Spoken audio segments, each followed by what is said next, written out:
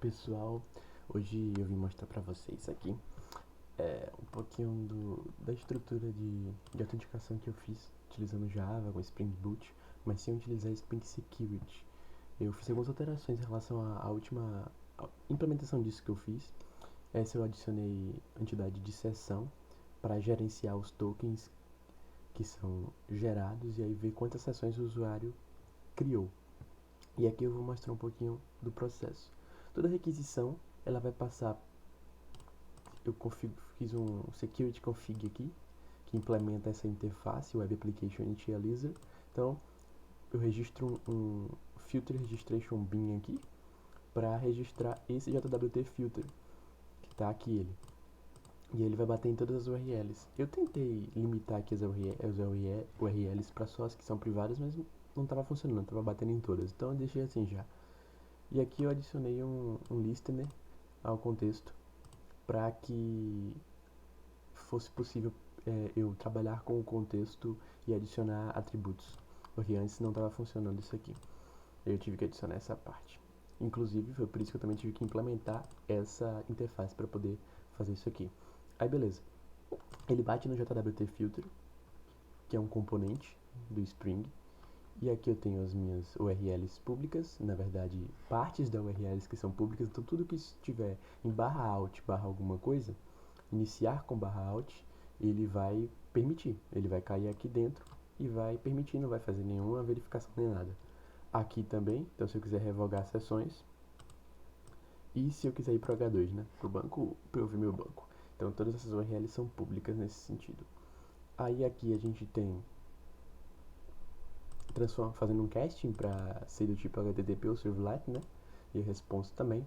Pego a URI e aí eu verifico se ela é pública. Se ela não for pública, ela é privada. E eu pego o header authorization, porque é necessário.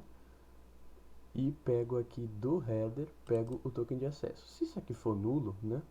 Se isso for nulo, ele vai me retornar aqui um erro, dizendo que um token de acesso é necessário para acessar esse recurso. Se não for nulo, se teve token de acesso, a gente vai tentar fazer a validação desse token. Se a validação falhar, ele me retorna dizendo que o token de acesso fornecido é inválido. E aí eu vou fazer alguns processos aqui. Eu vou decodificar o token para transformar no tipo decoded de JWT. Ao fazer isso, a gente tem acesso a algumas coisas, né? Isso aqui é uma classe que vai fornecer alguns métodos interessantes. Um deles é o getSubject. E aí o getSubject ele vai me retornar o ID da sessão. Então o subject do ASICS token eu botei como ID da sessão. Feito isso, a gente vai lá no repositório das sessões e procura pelo Session ID. Se não achar, ele vai me retornar uma exceção personalizada aqui dizendo que a sessão do usuário não existe. Eu adiciono essa sessão no contexto da minha requisição. E aí foi por isso que eu precisei implementar lá aquele negócio lá no security config. E chamo, continua aí a requisição, tranquilo. Se esse processo aqui de cair nesse throw aqui, ou errar aqui no processo de decoder de JWT, ele vai cair aqui nessa seção. Inclusive, na verdade, eu tenho que até corrigir um detalhe aqui, porque esse invalid, eu não tenho, deixa eu dar uma olhadinha, se o invalid, sim, todos são exceções HTTP, então ele vai bater aqui, tá certo? E aí ele vai me retornar com o status code e a mensagem. Beleza, seguindo o fluxo, a gente vai para a parte de mostrar o JWT Service mesmo. Eu criei aqui uma classe com todos os métodos e propriedades estáticos mesmo, não preciso instanciar ela. Eu pego aqui as minhas propriedades do meu arquivo .env, e eu estou usando a biblioteca .env Java para fazer isso. E aí eu criei uma classe env aqui, né, com o padrão singleton para ter uma instância só de .env, e eu consigo pegar aqui as propriedades através desse método estático. Seguindo, cadê JWT Service? Beleza, e eu crio os algoritmos aqui com base nos tokens de acesso, e tem alguns métodos para gerar token, validar token e tudo mais. Extrair o token do header, decodificar o token, beleza, isso aqui é simples. Aqui está a grande questão, né? Todos os tokens de acesso ou de refresh recebem um ID por parâmetro. Só que tem uma diferença. Os meus refresh tokens eles são gerados a partir do ID do usuário e os meus access tokens a partir do ID da sessão. E eu vou mostrar porque isso é interessante. Quando eu chego aqui na minha auth service, a gente tem alguns métodos aqui. Dois métodos estáticos para pegar o usuário autenticado. E aí eu pego o dono da sessão. Lembra que a sessão está no contexto? Então eu tenho um método para pegar a sessão autenticada. Eu pego lá do contexto a sessão. Se não tiver sessão, ele vai me retornar um erro, mas isso aqui nem era preciso, porque a gente já está retornando um erro lá no filter. Mas para garantir, né, para ter mais fortaleza aí, eu deixo aqui. E aqui a gente retorna o usuário autenticado, que é só o dono da sessão. A sessão tem a propriedade owner, eu pego aqui através do getter, getOwner. Beleza. E aí eu tenho os meus métodos aqui que são interessantes. O de login, eu vou perceber um DTO, vou pegar aqui as propriedades, vou verificar se o e-mail, se o usuário existe pelo e-mail, vou comparar as senhas. Aqui eu gero o token de atualização com base no usuário. Aqui, ó, tá vendo? O ID do usuário, token de atualização, refresh token. Pego o experience at, decodificando o token, pegando o get experience at as instant para transformar no tipo instant. Depois eu crio a sessão com base no token de atualização gerado. Então eu criei a sessão passando o refresh token, experience at e o dono da sessão, o user. E eu salvo a sessão no meu banco de dados. Depois disso, ele vai gerar o token de acesso, o access token, com base na sessão criada. Então eu passo o ID da sessão dessa vez. E aí eu retorno um auth response DTO, que tem basicamente esses dois tokens aqui. No register o processo é muito semelhante, a diferença aqui é uma parte de registro, mas depois aqui, ó, daqui para cá é igual. Inclusive eu poderia criar uma função para abstrair essa repetição de código aqui. Seguindo um método, né? Eu tenho a parte de refresh, de atualização, né? Então sempre que uma token de acesso, que no meu caso dura 15 minutos, expirar, eu vou gerar um novo token de acesso a partir do meu token de atualização. E aí eu pego a sessão a partir desse token, eu salvo aqui algumas variáveis, verifico se já expirou ou se já tem mais de 30 dias que a sessão foi criada. Então eu estou definindo que na minha aplicação a idade máxima de uma sessão é 30 dias. Então, independentemente de essa sessão estar sendo atualizada, se o usuário criou essa sessão há mais de 30 dias, ele vai ter que fazer login novamente. E aí é uma regra de negócio da minha aplicação.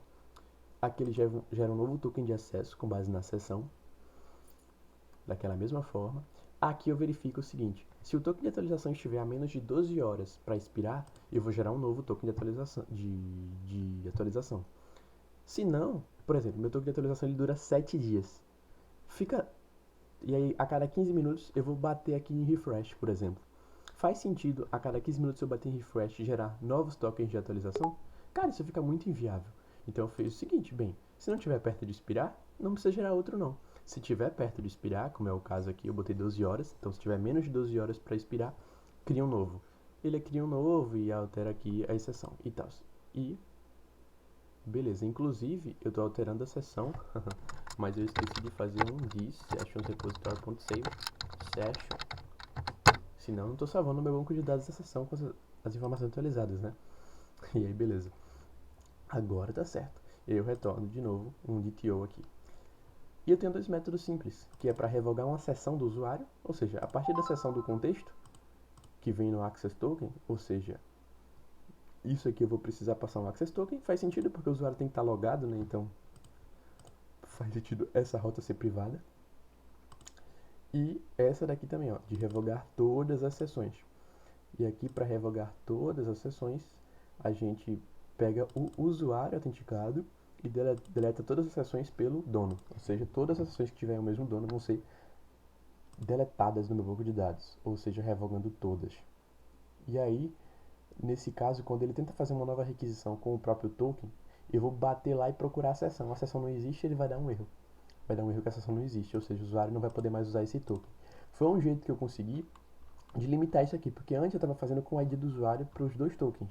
Só que qual era o problema? Eu não sabia quantas sessões estavam ativas e quando o usuário fazia um logout, por exemplo, que eu ia deletar pelo dono mesmo, as sessões e tal, por exemplo. Só que como era o ID, quando eu ia fazer de novo, ele procurava o usuário pelo ID, achava, porque o usuário não foi excluído, foi a sessão dele que foi excluída, e continuava funcionando o token, mesmo já tendo revogado as sessões dele. Então, tipo, não faria sentido. Aqui, qualquer token gerado, antes de eu bater nesse método, quando eu bato nesse método aqui, qualquer token gerado em nome desse usuário, em nome dessas sessões, será invalidado, então eu não vou poder mais usar. Aí eu garanto mais uma segurança na minha aplicação. E foi assim que eu fiz essa parte de gerenciamento de sessão. é que eu tenho que fazer algumas atualizações para permitir passar para /alt, /revoke, /revoke all, por exemplo. No caso, isso aqui, ó, eu até botei, né?